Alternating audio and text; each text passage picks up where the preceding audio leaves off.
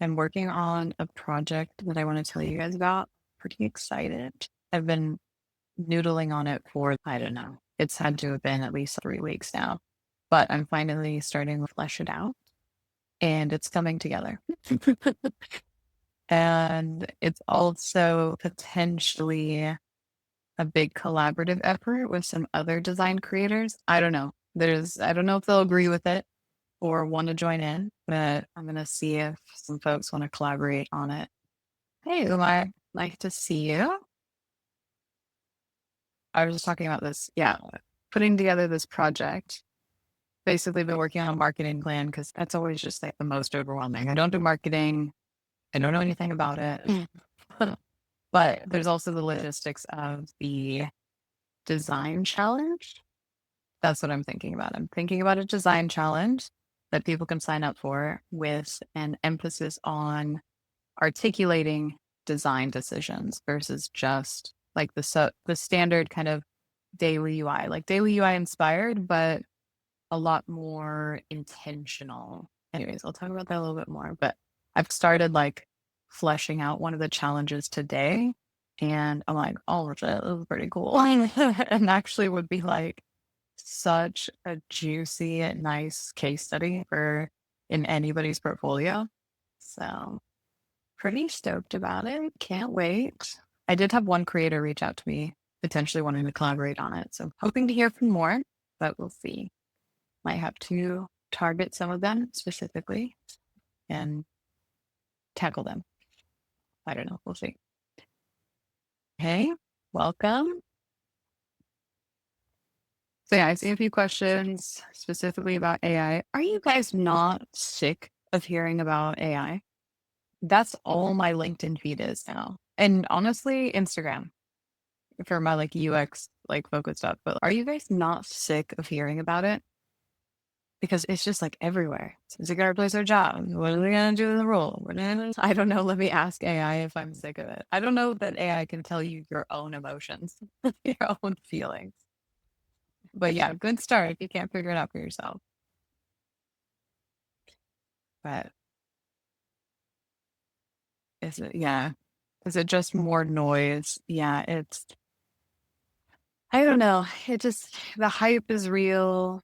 And I work in big tech, big corporate tech, and it's a lot of what we can talk about. But I'm also just saying everybody jumping in on the new tools and it's like then this tool and I don't know. I'm a little bit over it. It's cool and it's fun, but I don't know.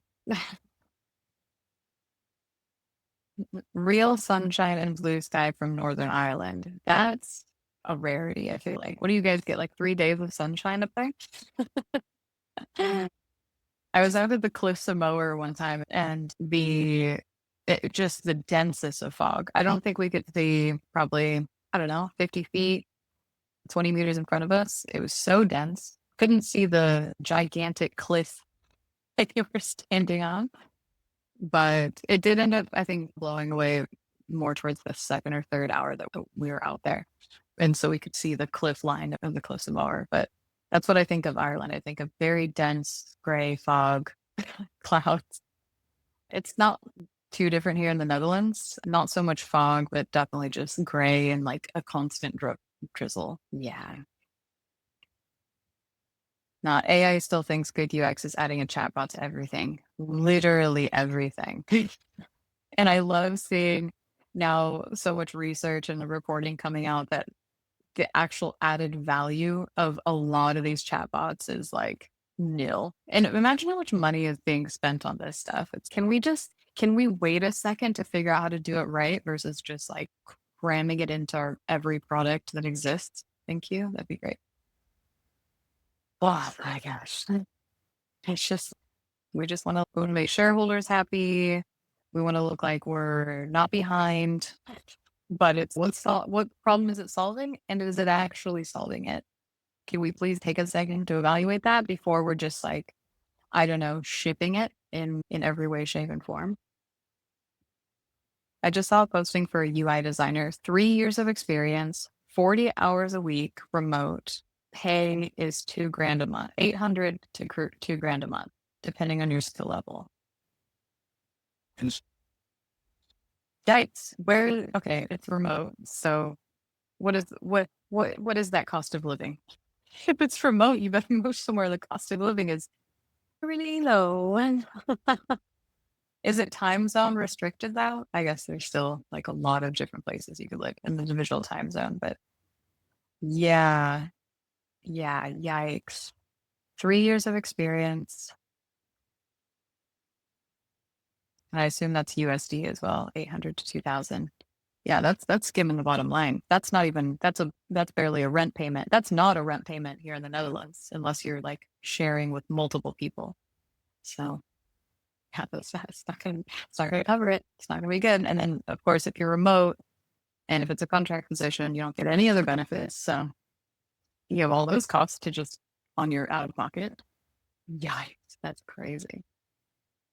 Cool. Sorry, everybody on TikTok, hang on for your dear lives because my phone is delicately balanced and you're going to see it and feel like you're rocking back and forth if I touch the screen. Let me just make sure I didn't miss any questions over here. Okay. Talking about advice. Do you have any advice on how to improve from just doing visual in your portfolio? And you have a background in fine arts and are a professor. Wow, use that to your advantage, please. Thank you. Oh, yep. So here we go. I told you.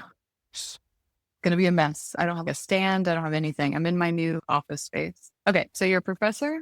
So you have a background in fine arts, and therefore your portfolio is mostly visually based. Yeah, great. You got the visuals down. Now you need to figure out the rest. You need to figure out how to articulate a case study that clearly outlines the problem statements. Ideally, you'd be looking at you'd be able to note any research. That's, I guess, would be the next step is you need to figure out how to do the research behind. Because design isn't just visual, especially UX and product design. It is problem solving.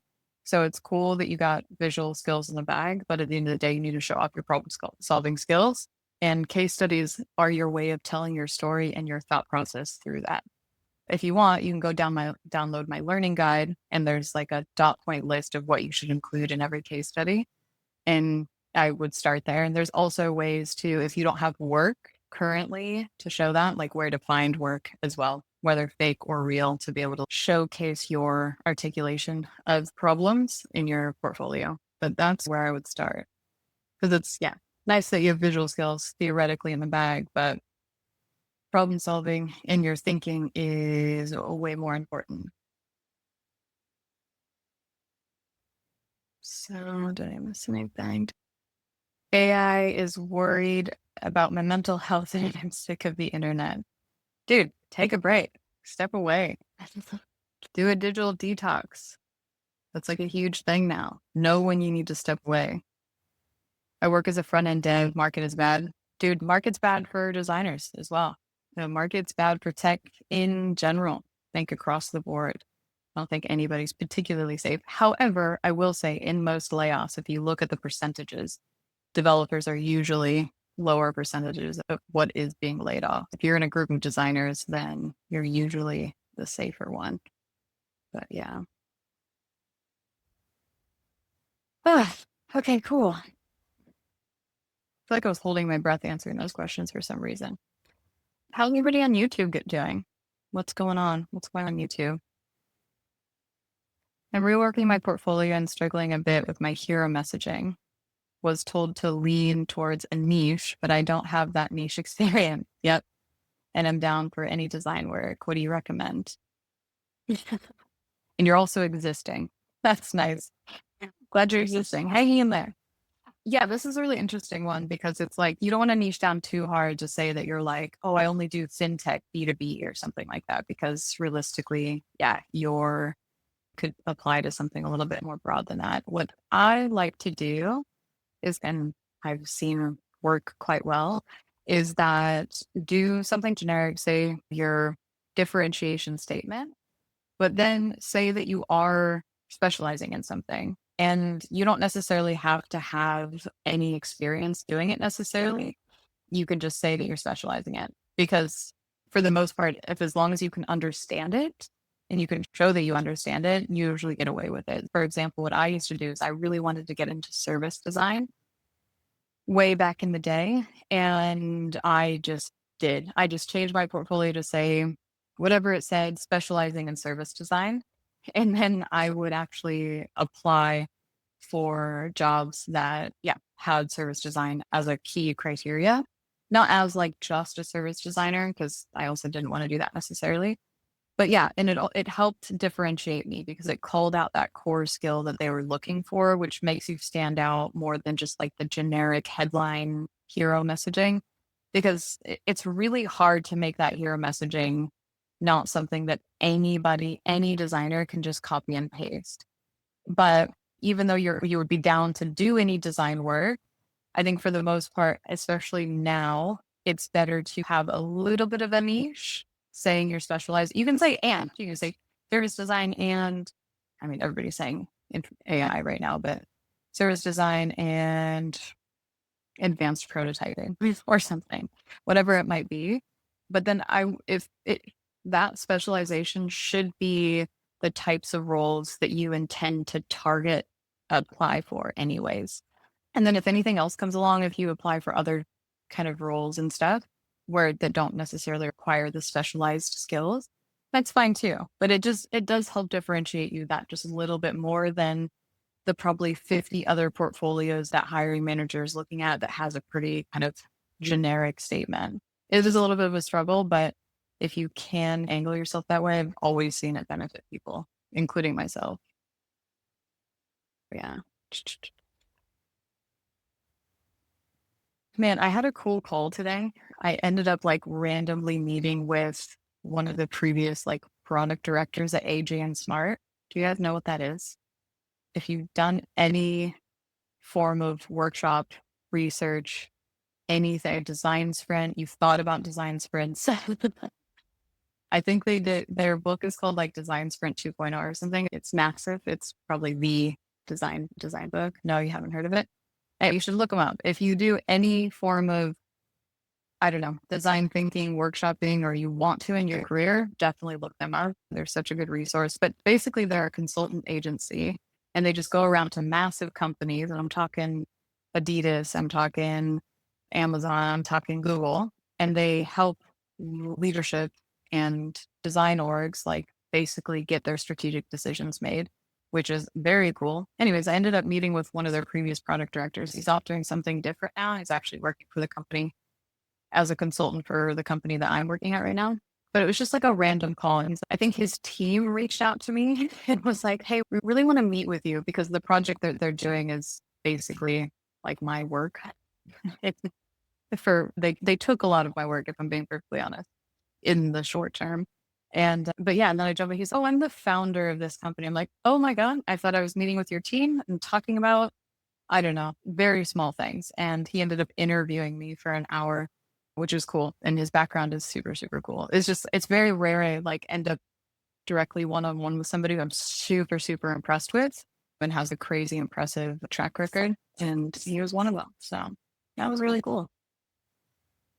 You're taking the UX portfolio course and it's helped me a lot to take. Yeah, my previous experience was a call center manager. Okay, so service design works. Totally. Also, management. Because if you have any management skills, I don't know if a call center manager has direct reports or anything, but if you're, again, it's all about the roles that you're looking for. So if you're looking for management roles, then you would say something like specializing in talent acquisition or upskilling designers or something along those lines if you're looking for a management role specifically. So that could be a cool angle too, depending on, but if you're not, if you're just like more IC focused, then yeah, service design, or it could be process improvements. It could be a lot of different stuff. But again, think of it as a two-way thing, roles that you want, and then also the roles and responsibilities that you're seeing in the job descriptions of the companies that you actually want to work for. You're recently out of a boot camp, so I figured it would be too quick to go with the manager. If you have management experience, definitely don't leave it out. Maybe it's not, yeah, you're like your headline, but I could still see you including that as your experience, right? Because yeah, it could track a really nice growth trajectory for you for sure. So, what's something you could learn, gain from working with junior designers? I think the biggest thing that I learn as a design leader, working with anybody less senior than me, is just my ability to flex my communication style for different people. The company that I work at has people from, I think, I can't remember. The last time we checked it, it was like from 250 countries or districts or whatever we call regions, whatever, but 250 places all around the world.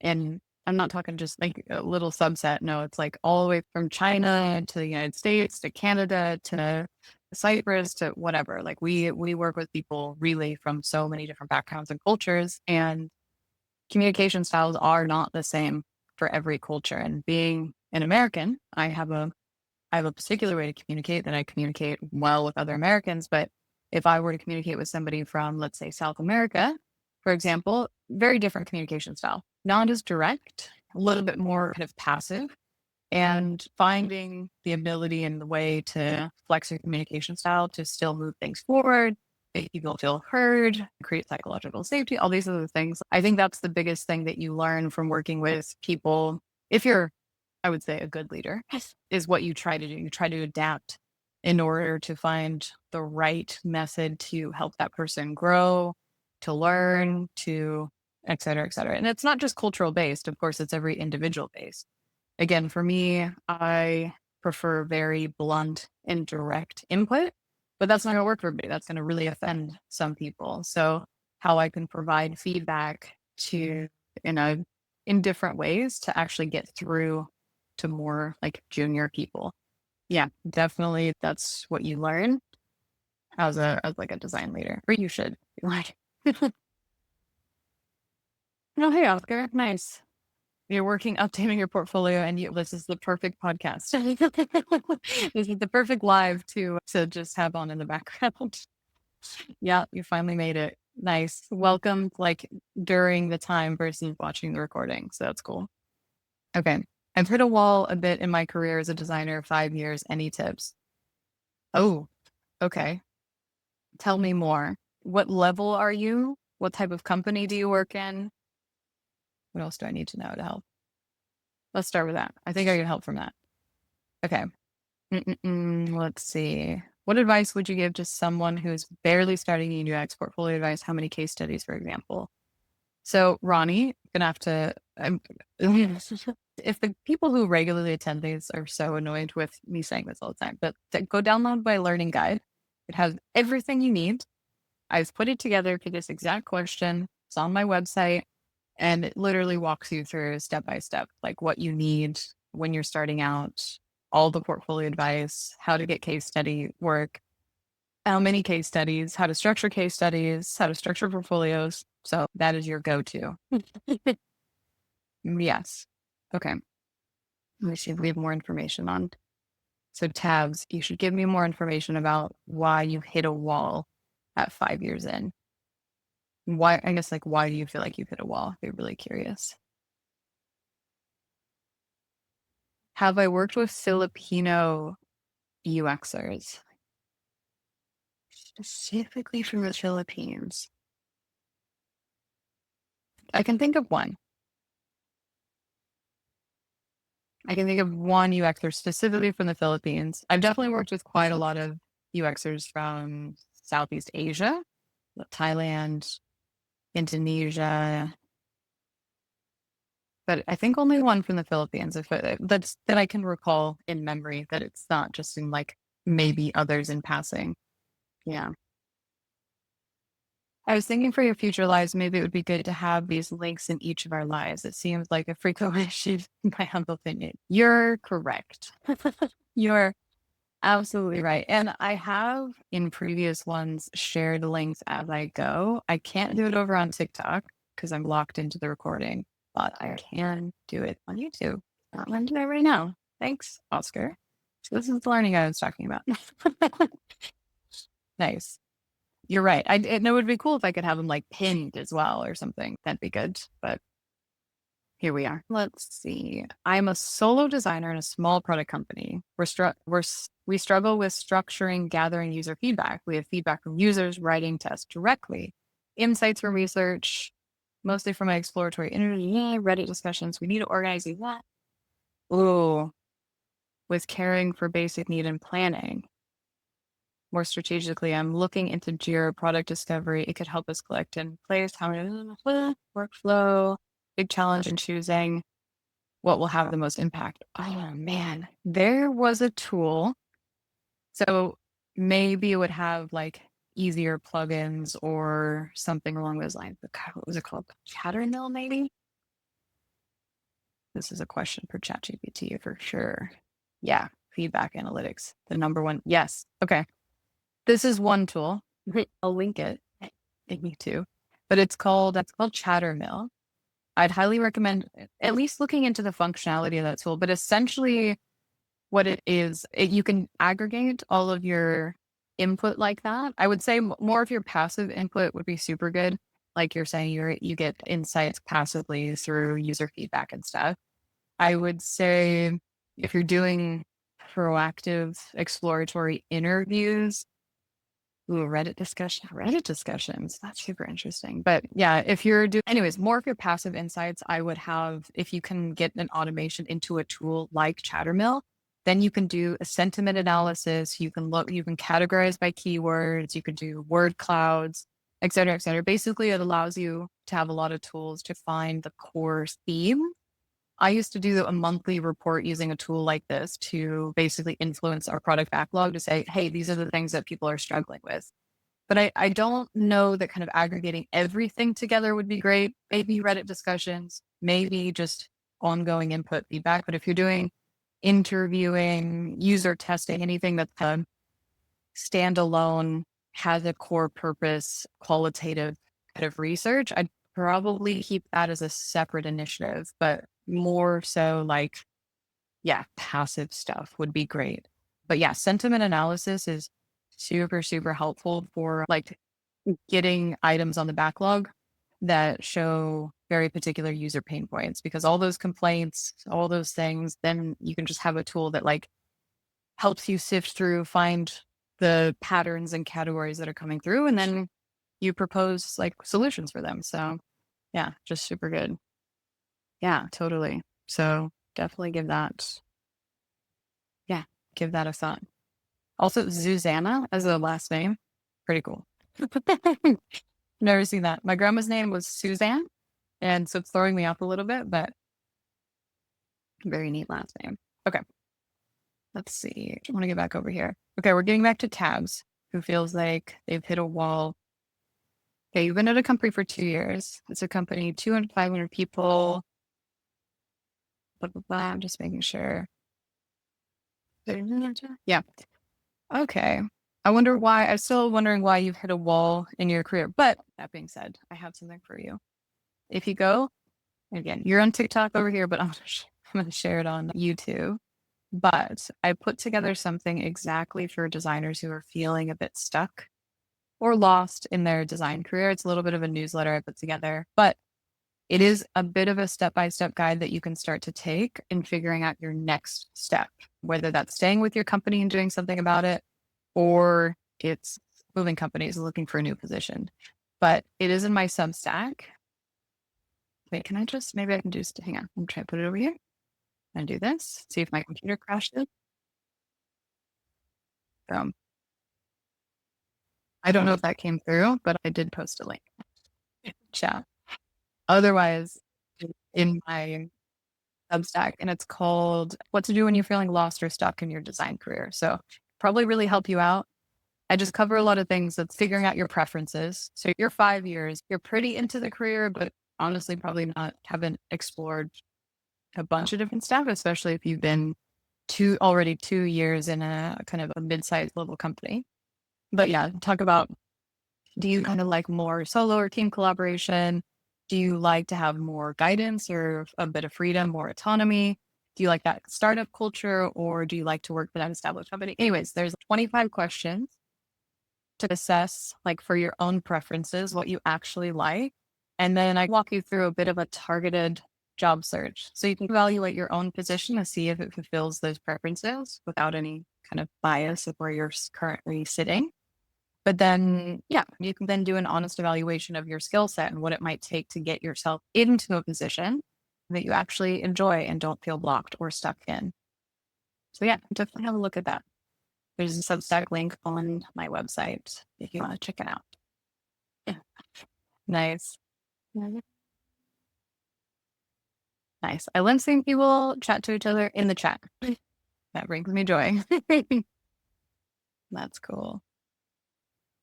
Oh, hello from Thailand. Nice. I love Thailand. I've been a couple times. Very cool over there. Very jealous of your seasons and how it doesn't really get that cold. Okay, let's see. Have I missed any questions? How do you think AI is shaping the industry? Let's see. Yeah. Okay, Ronnie's asking, besides that, how do you think AI is shaping the industry? So I just started off this live by saying I'm sick of hearing about AI, but it's super important and it's kind of like the hypiest thing we can talk about. But man, there's so much just unnecessary content as well. But AI is shaping the industry for designers. It is shaping the industry, but I always throw it back to it's shaping the industry the same way that before mobile apps was a thing, before video was a thing, in kind of digital experiences. And that kind of revolutionized like the capabilities that designers had to design for. Didn't know what you could do with video before video existed. Native apps have a lot more capabilities than what you can do just like base websites, etc. And AI is the same way. There's a lot more that you can do in your product designs that are enabled by AI, hyper personalization and contextualization, modular UI, a bunch of stuff. And so it's changing the landscape in which we can design for, and it's more complex and difficult to test. And has everything been figured out yet? Absolutely not, not even close. But that's the way that I think it's shaping the industry. Equally, yes, it is also taking away just the kind of creation of design systems took away a lot of the autonomy designers had creating like designs from scratch and stuff like that. So if you work for any even mid-level company, you have a design system, you can't necessarily build from scratch. It doesn't make sense. It's the same thing. It does take away some of our job. It takes away some of the tedium, but it's also a huge assistant as well. So the bar is going to be higher for designers, and you're going to have to figure out how to meet that bar. But I don't necessarily think that's a bad thing. Technology, designing for tech has always been a moving target. And I'm not sure why people thought it wasn't. Like the reaction is if it wasn't a moving target, but it's always been a moving target. So you have to evolve, you have to adapt. That's what is depending on who you are, but that's what is so cool about being a designer in tech is that it doesn't get stagnant. It doesn't get boring. Stuff like this happens. Stuff like AR and VR get really hyped and then designers are designing for that, et cetera, et cetera. Things evolve, things change. Are our jobs going anywhere? No, but they are going to evolve. So that's my hot take on like AI impacting exactly what we do. Am I missing one? Well, yeah. Where can I truly learn to build efficient design systems, videos, articles, etc.? Oof. I'm not a design systems expert, but I run into a lot of content out there about design systems. I don't think I'm the best person to point you towards the best though. I know there's a lot.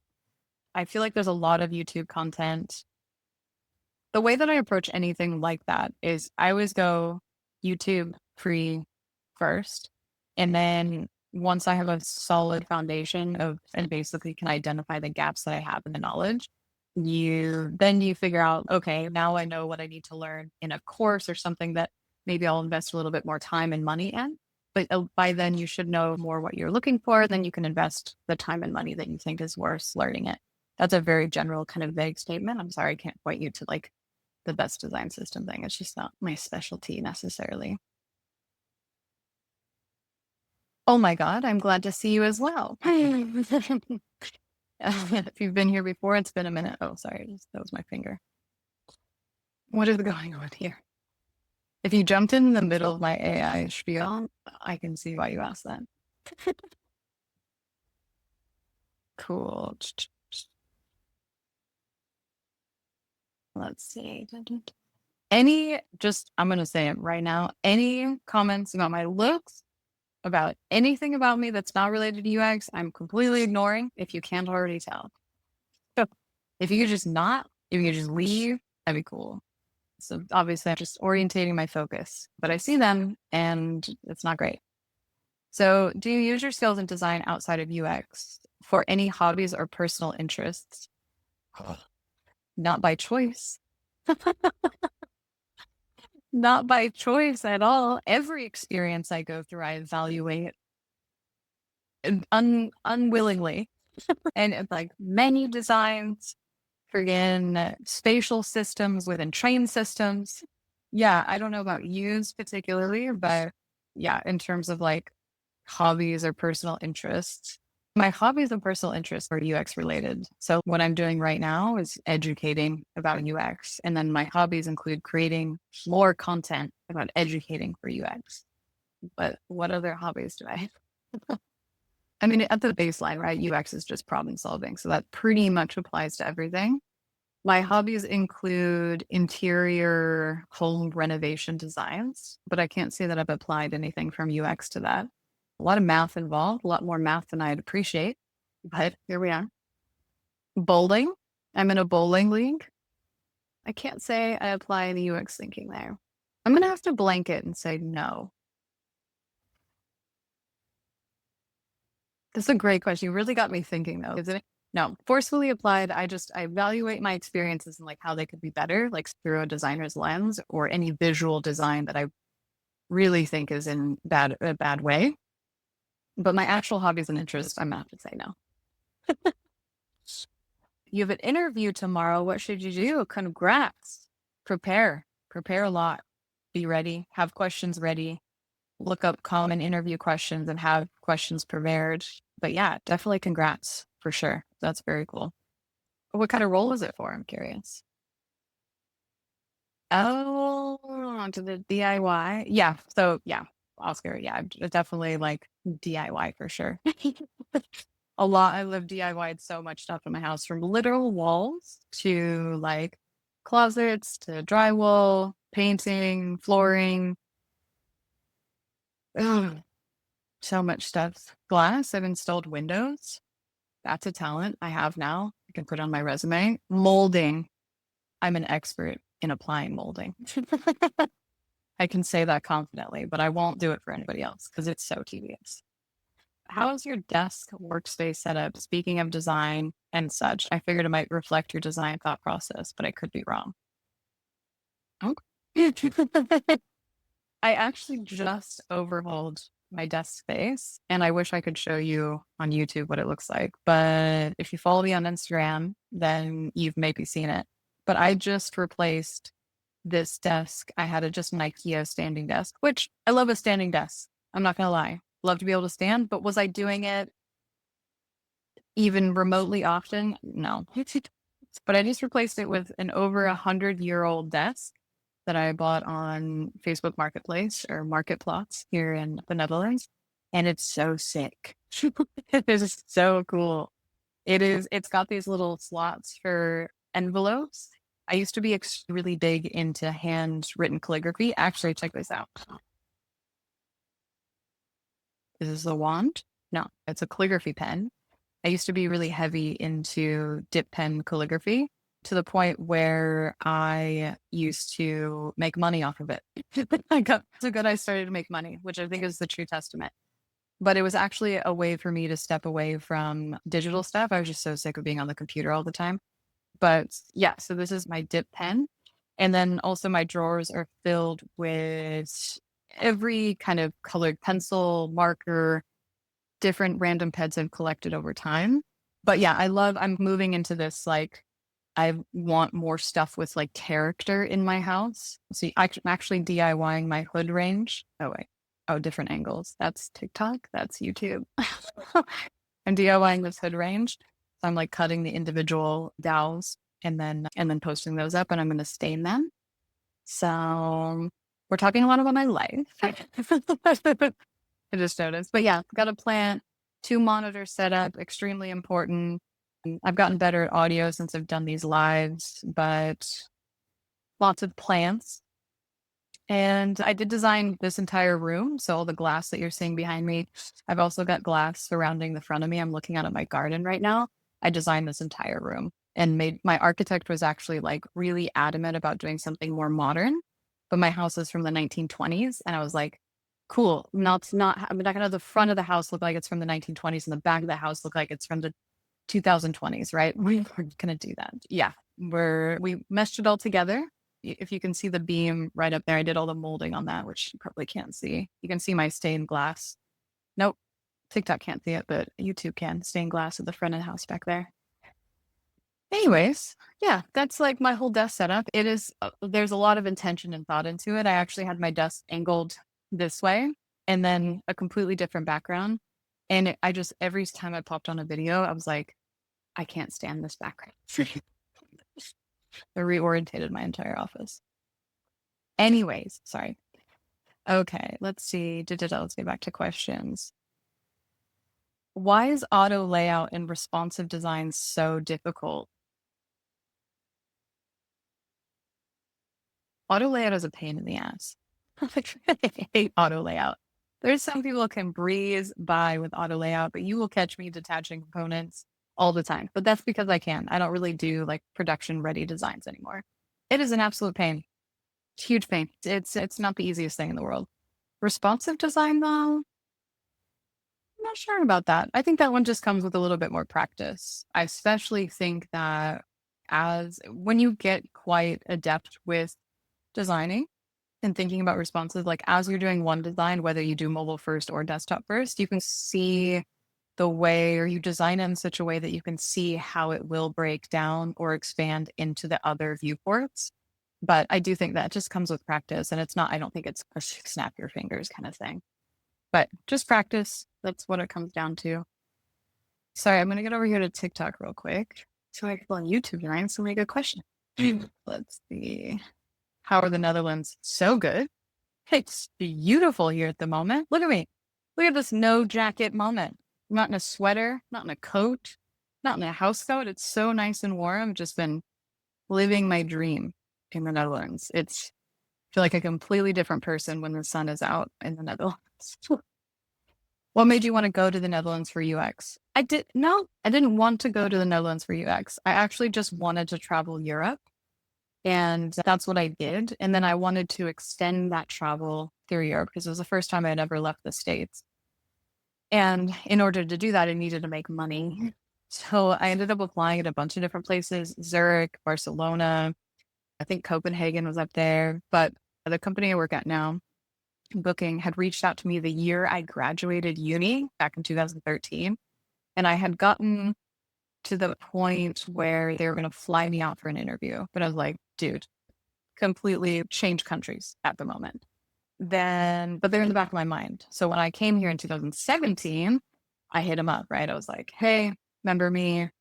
Let's talk. And they flew me out of Madrid. So I was in Madrid at the moment and did an all day interview, literally from 10 a.m. to 5 p.m. Got a call in the evening at 7 p.m., got the job, but they're like, but you can't start for a month because paperwork, whatever. And I was like, cool, I don't know where I'm going to be in a month. Can I let you know? So they said, yeah, traveled around Europe for the rest of that month. They flew me out of Prague and now it's 8 years later. So I didn't necessarily come to the Netherlands specifically. However, I will say the Netherlands does have a bit of a partnership with with America. So they make transitions a lot easier for Americans than if you lived for other countries. So the transition was quite easy. Also, the company handled everything, handled all my paperwork, my moving, just made it the absolute easiest thing to ever do ever. Because if I had to figure all that stuff out on my own, it'd be super overwhelming. But yeah. You're debating on leaving UX or the Netherlands? I'm gonna need clarity on that one. Ever thought about launching a podcast? I actually do a monthly podcast. Hot tip. I actually do a monthly podcast. It's just not under my name. I do it with Nas over on Design Ops Aligned. I'm already on YouTube. How to do this. But yeah, we do a monthly stuff and it is raw and fun. And we cover a lot of topics, a lot of good stuff. But yeah, it's called Modus Operandi. And if you just if you type my name, Miranda Slater, I guess if you type, I think if you just type my name, it'll come up. But yeah, lots of good episodes under there. I'm going to share it YouTube now. But it's a lot of fun. We cover so many topics. But yeah, that is my top out limit of podcast. I don't think I could do any more than once a month. But Nas is also a great host, and that's like the only reason I do it. I think I could just do it on my own very well. Studying game dev and programming now, but really in the UI UX. Any suggestion? Ooh, very cool. I think getting to know the fundamentals of UX and UI is really going to benefit you as a game dev. Anyways, UX and UI fundamentals is going to be pretty universal across any digital experience for the most part, but there are nuances to like game UX and UI as well. So I would say like definitely start with the fundamentals of UX and UI. Again, my learning guide. And once you get through that, then I'd start to go into the speciality of game UX and UI. And I know there's a lot of content on YouTube specifically about it. There's a few people that pop up in my feed every now and then, I think. But yeah, that's how I'd start. I'd definitely learn the fundamentals and then start to like niche off a little bit as well. UX and CX are so underrated in business forever and always. We are the odd stepchild, I must say, but that everybody comes to with all of their problems. Isn't that a summary of everything? Isn't that a summary of what we do? It's like we're so undervalued, but everybody comes to us with their problem. But then like also when we want to address the problem correctly, they're like, wait, why is this taking so long? UX design for the gaming industry. Oh yeah. Yeah. I don't know. Oscar, you have to expand on that question. But yeah, the fundamentals of UX across gaming and just base mobile, but base digital platforms is pretty much the same. Of course, all the principles are the same, but then you definitely have niche and nuanced stuff for specifically for game. And there's also a difference between if you're doing like different platforms, right? If you're, I don't know, PlayStation, Xbox kind of platforms versus mobile games, different stuff. Yeah, different nuances between those, which is a good specialty. Make a playlist of UX concepts and AI. Make a playlist. I don't know what you mean by that. Debating on leaving the US given how things, moving to another country sounds daunting. Honestly, staying sounds daunting and moving to another country sounds daunting. Dude, yeah. The stuff that's going on in the US right now, absolutely bonkers. I'm not going to get into it, but yeah, being an American, I'm still inundated with everything that's going on over there. And my family is all still back there and everything. And it's literally watching a car wreck happen all the time. So yes, it might be daunting to stay there, but at the same time, like life, adventure, ways of living, work-life balance, healthcare, there's so many things that other countries can provide more benefits of. There are other cons. There's absolutely cons. You have to do your research, of course, but I definitely advocate exploring it. It might seem daunting, but I was just looking, for example, Belize, extremely easy to go there. Again, you have to consider work and all these other different aspects and stuff. But if you could have an intermission between figuring out where you're going to like stick and live, like Belize, for example, you can get a 30-day visa, no problem, no reason. You just have to refresh it every 30 days. Cool. And if you want to start a business, they let you start businesses. Like every country has different nuances and stuff, but it is surprisingly easy in some places. And it's just a matter of knowing what suits you, basically. Oh, vibe coding. God, I'm hearing that word a lot, and I'm not here for it. Okay. Let me see. Yeah, I feel like gaming UX is very much lacking in the educational YouTube space. It's very mysterious. Who can I follow to learn more about UX in the game industry? Ooh, that is an extremely good question. Select two objects that are the same shape. Okay. TikTok has me doing a I'm not a robot challenge. Okay, there we go. Man, you're right. I don't know off the top of my head. I know that there are quite a few game devs that cover like UX and UI in some of the products and games that they build, but like in terms of explicit game development, UX and UI, I don't know anybody off the top of my head. If anybody has recommendations or knows UX folks in the game industry, drop their names definitely. But yeah, I can't think of any off the top of my head. It's such a small subset of like the UX industry as a whole, even though the game industry is absolutely massive. But yeah, it's an interesting point. What industry could you transfer your UX skills which are not solely digital based? Again, kind of baseline problem solving, but if it's not digital space, I like the next closest thing I always think of is spatial design. Architectural design is like a lot of people come from architecture actually into UX. I think you could go the other way. Is it far more advanced and do you need a lot of education? Yes. But UX designers I've seen transition to like spatial design. Yeah, what are they calling it these days? Like the designs and infrastructures of stores, like store layouts and stuff like that, or museums, which sometimes is a mix of digital and kind of analog experiences, which is cool. Can anybody think of anything else? What would really be transferable from UX? Like super adjacent for that. Yeah, I think kind of architectural, interior, I think those are some of the skills that transfer for sure. And just that, yeah, design thinking, way of thinking. That's the most immediate I can think of. Yeah, of course, any of the soft skills. So if you're an excellent communicator, if you are, yeah, great at articulating problems, if you have any of the soft skill that kind of comes with being a good designer, yeah. And any and all of those will be transferable to pretty much any industry what's like ever. You can go work at McDonald's, and if you're a better communicator than most people, you'll probably move up in the ranks quicker than others. So I think, yeah, just with soft skills generally, the sorry, I'm reading questions. Yeah, soft skills are, yeah, for the most part, transferable across everything. How do you get your foot in the door once you complete your UX design certification?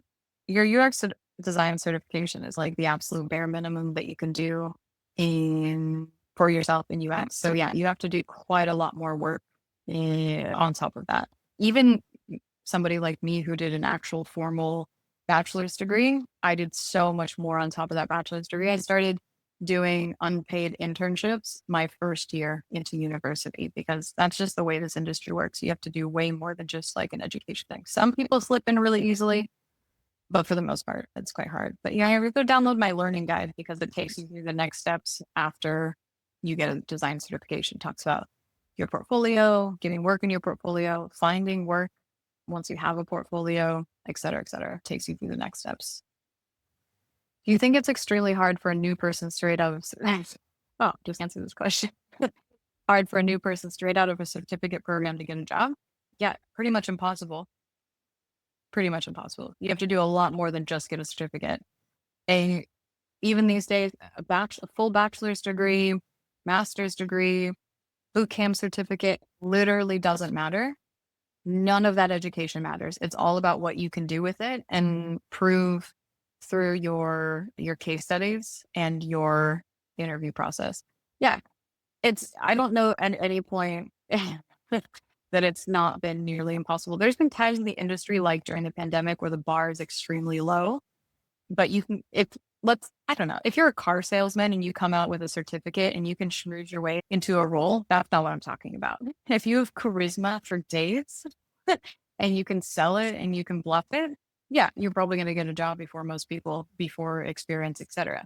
But if you're like most of us, you have to go get experience, what usually typically by freelancing, startups, unpaid things, volunteering, all those kinds of things, and getting all of that evidence into your portfolio and then being able to articulate yourself through interviews, etc., and be convincing on your strategic thinking. Yeah. Yeah. Hard truth. I'm not out here trying to blow smoke up your guys' butt because I'm not going to do that. I'm going to tell you how it is. Whoop. No worries if you don't want to answer this, but was it hard to integrate into the Netherlands, like socially?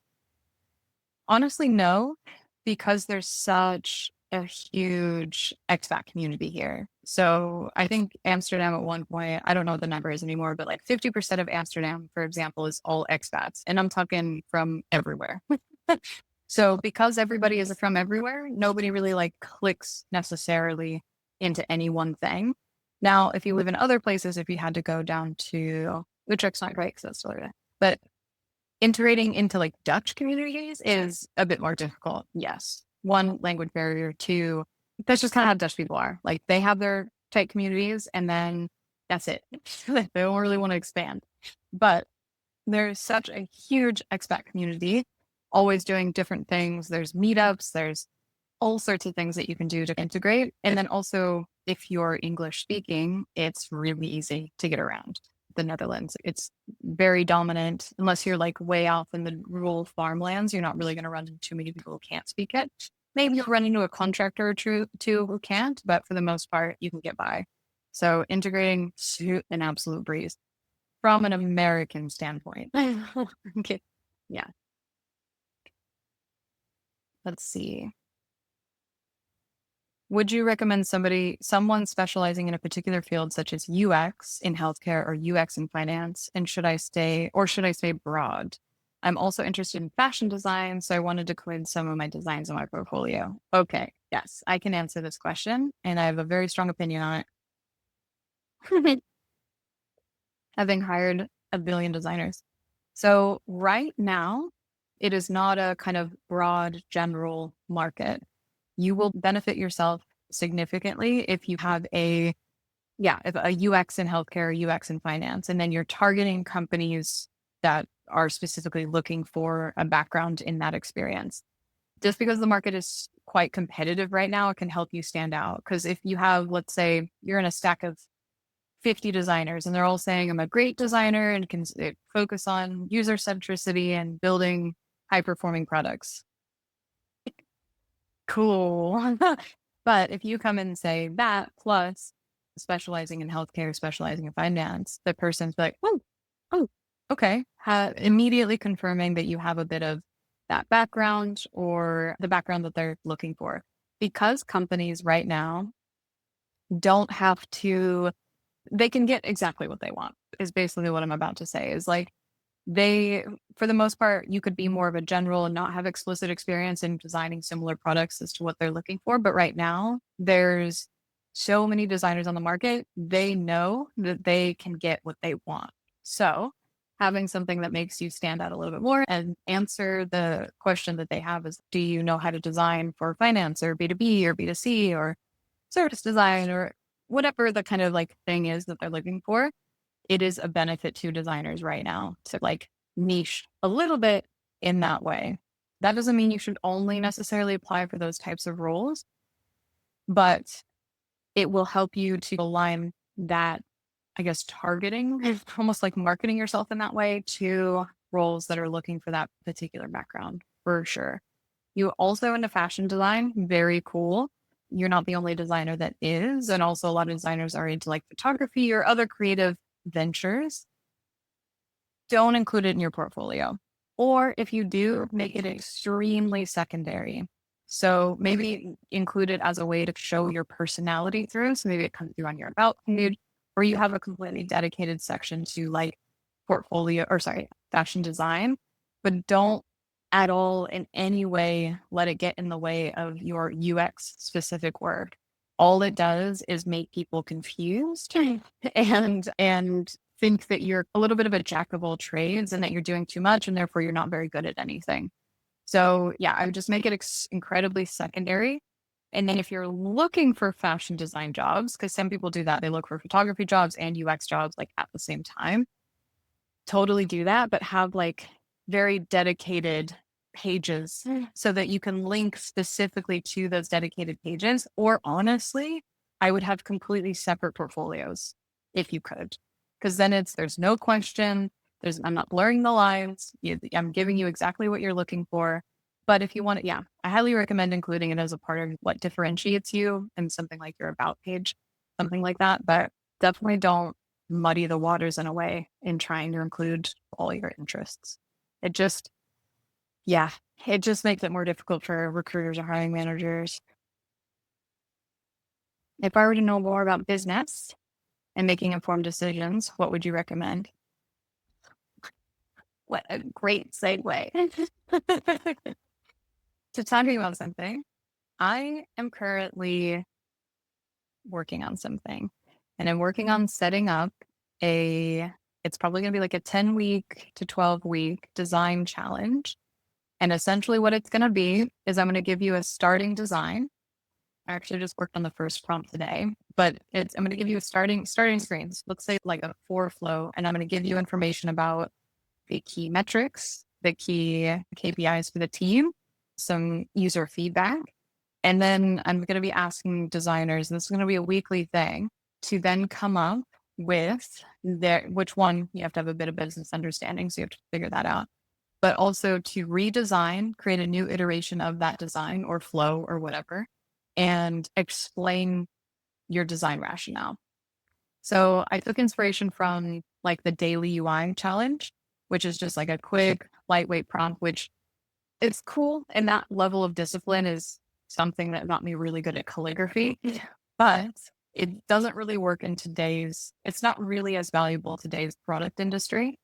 So I'm putting together something that's going to allow designers to really focus on refining their articulation in their designs, and also really exercising their critical thinking in the decisions that they're making about improving that design to either meet the business goals or user needs, etc. So I'm super excited about it. And I'm hopefully hoping to collaborate with some other design creators or just really talented senior designers. And yeah, so I'm still in the process of making it, but I just actually, maybe I can show you too. Do I want to do it? Yeah. Let me hide like the result. I'm going to show this on YouTube. I'm not going to show it on TikTok because my phone's about to die on TikTok, but if I can share my screen. Yeah. For example, like I've taken these screens from Mobbin, but this is like the onboarding flow.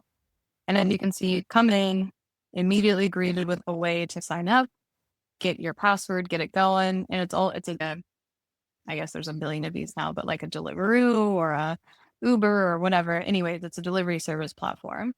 But anyways, not spending too much time into the design. So you have a scenario and there's a high uninstall rate during onboarding, and there's also low re-engagement from users in underserved areas.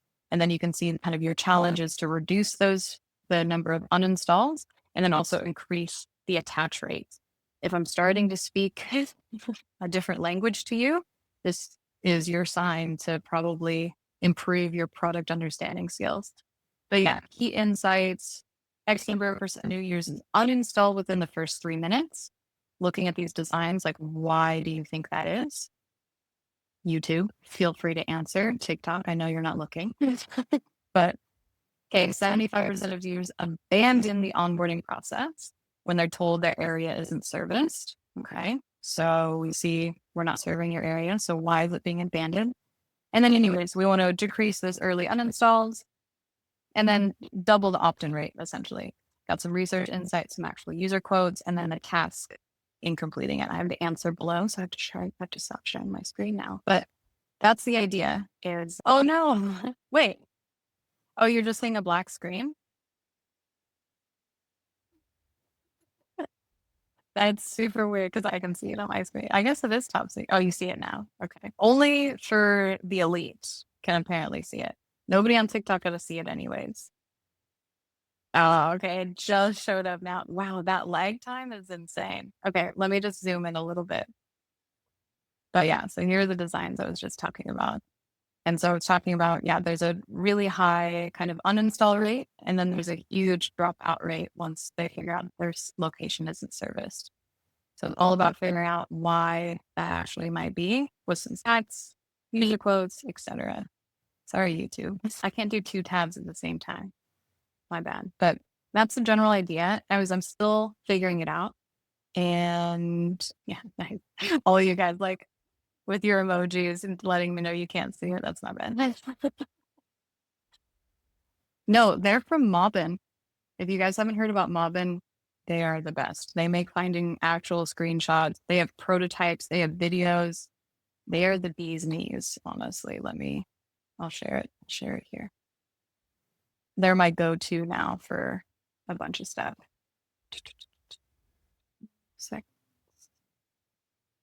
Yeah, just Mobbin. Why isn't it letting me? There it is. Yeah, loads of screens, makes competitive analysis super easy. Just like really nice. Do you have any experience with freelancing? I certainly do. I started freelancing pretty early on in my career, and I hated the business admin side of it. Too much paperwork, too much client management, etc. So I stopped freelancing. I prefer stability in a way, but some of the things I'm thinking about would get me back into freelancing, but a little bit differently. Not quite design execution, but more as advisement and consultation for larger companies and larger design orgs, because that's what I do now. Yeah. I'm just reading back all the comments of like when I was showing a black screen. It's under NDA, FOMO. Okay. I'm going to be sharing more about it. I think I'd start sharing it in June. So if any of what I said apparently didn't show, sounded interesting to you, please just keep tabs on my stuff, especially on my Substack. That's where I'm going to be sharing it out first. That's where I share most things first. But my phone is going to die on TikTok. Ash, you're asking where you can get my learning guide. Where can you get my learning guide from TikTok?